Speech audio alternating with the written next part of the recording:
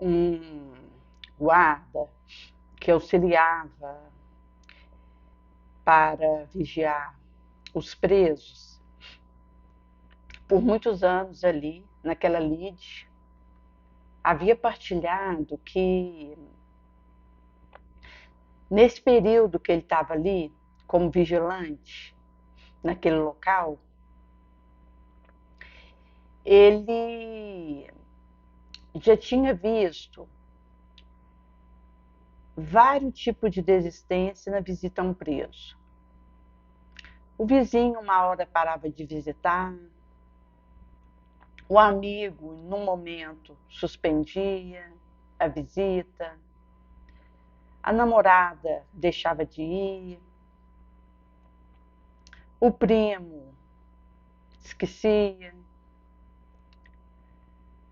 o colega faltava, mas a mãe não desistia de estar ali com o filho na visita. Isso vem falar desse coração de mãe que nós somos chamados a ter para o outro.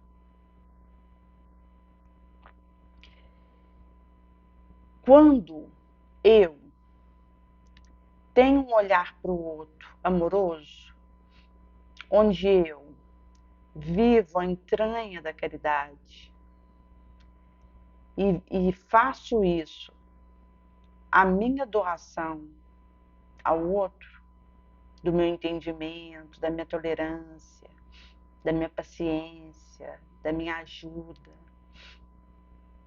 da minha cooperação, da minha melhor cota,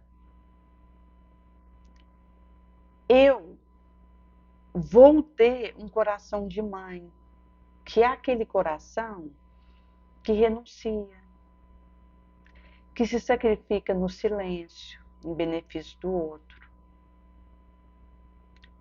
que vive o heroísmo oculto, anônimo, na direção do outro,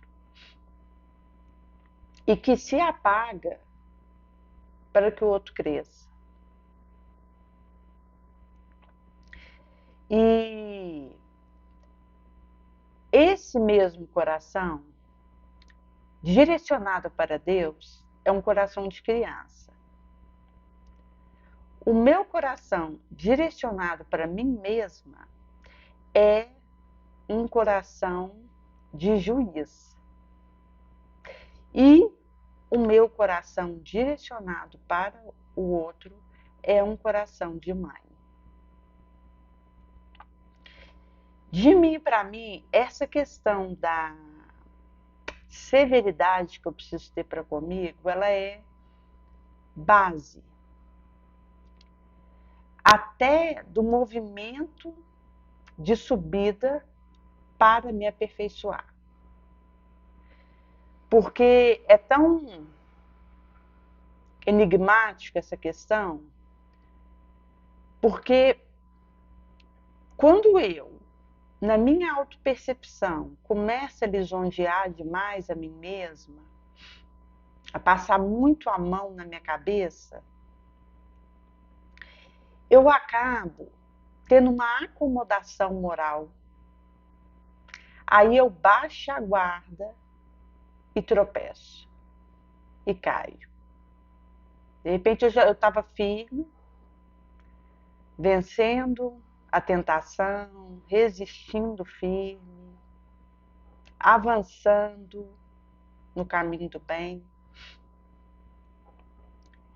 Mas quando eu começo a atender capricho meu, melindre, que é algo que eu trago da minha condição sombria, da fera que ainda há em mim, e que eu preciso vencer todo dia a golpe de esforço próprio, de força própria, de ânimo próprio, de iniciativa própria, de atitude própria, de ação própria e de disciplina própria. Se eu, ao contrário, começo a passar a mão na cabecinha dessa fera que está dentro de mim, a querer atender meu melindre, alimentar meu caprichozinho, alimentar minha intolerância, alimentar meu recalque, minha sensibilidade demasiada.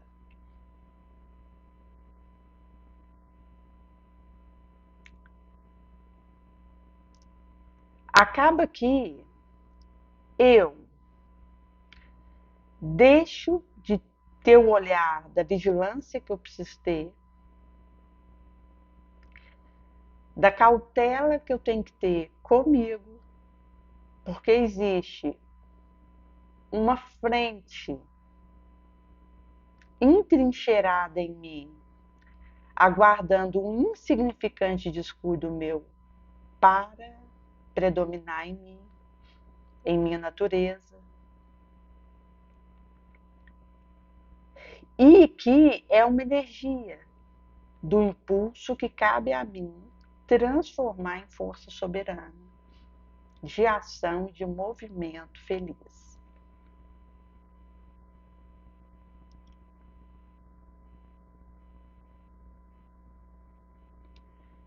Tinha uma moça que comentou que ela estava tomando remédio para tratar uma alteração que ela vivia,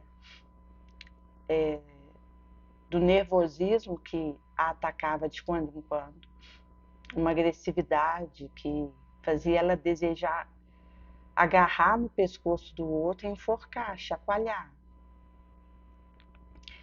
E ela havia procurado um tratamento, foi passado para ela uma medicação para a cabeça que ela tomava. E ela dizia que a medicação teria que ser alopática mesmo, porque para ela, se não fosse alopática, era fraco, não teria o efeito que precisava. E ela é espírita, alguém que conhece a doutrina, e tinha consciência da limitação dela, que a visitava e que ela precisava estar atenta. Quer dizer, para ela ter iniciativa de precisar tomar um remédio para controlar uma disfunção desse tipo, é porque ela percebeu a dificuldade dela para lidar com uma tendência de agredir o outro, de varar no pescoço do outro e enforcá-lo, de derramar uma insatisfação, uma revolta no outro, que ela precisava frenar.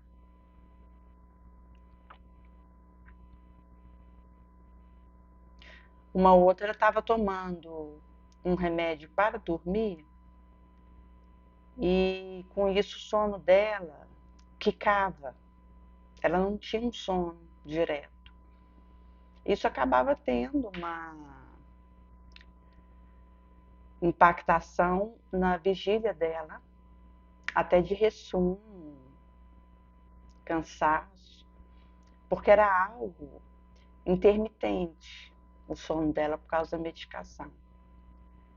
Mas para ela aceitar essa medicação e mesmo percebendo a intermitência que ela gera, é porque via que essa mesma ação desse ativo era necessário para auxiliá-la a desligar e dormir. Isto é, existe uma dificuldade de desligar, de acalmar, de dissolver a minha ansiedade, de dissolver a minha preocupação, o meu medo. E o medo é uma experiência sui generis, porque quando eu estou sob a garra do medo, é um risco que eu corro, porque ele desconfigura e entorpece o real.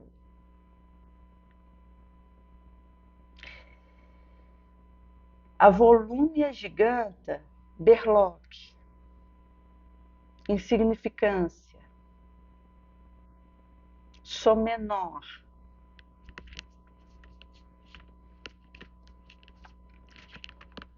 Melindre. E produz fantasma onde só há dúvida, suspeita.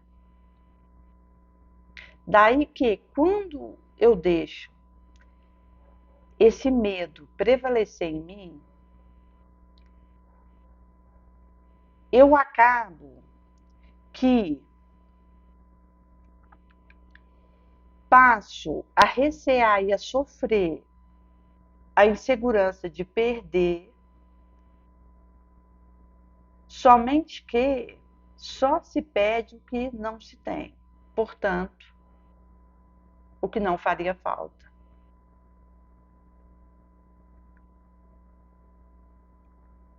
Daí que a emersão de sentimento desse tipo, que ao fluxar sobre mim, eu baixo a minha guarida e deixo ter a voz final, me dominar, vai me escravizar e me cativar ao resultado daquela prisão e gerar uma alteração no meu comando de desligar, de acalmar, de recompor, de refazer força, de dormir. E entra aí também o sentimento da raiva, do nojo, que é sentimento que de alguma forma está na teia instintiva humana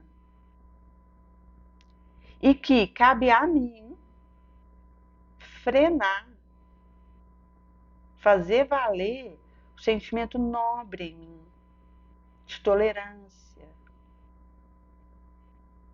de mansuetude, de caridade.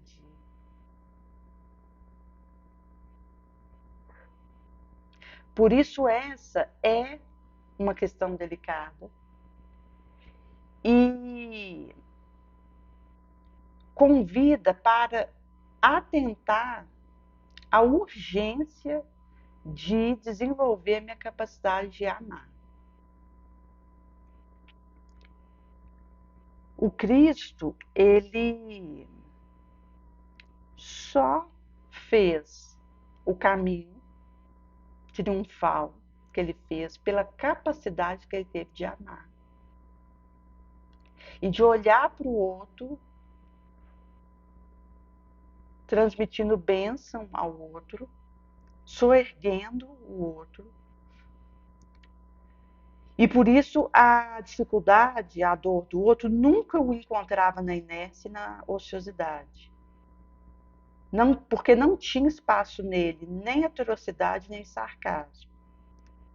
Haja visto que ele prevalecia e tinha um olhar puro para o outro, que soerguia o outro, que amparava o outro, que amava o outro.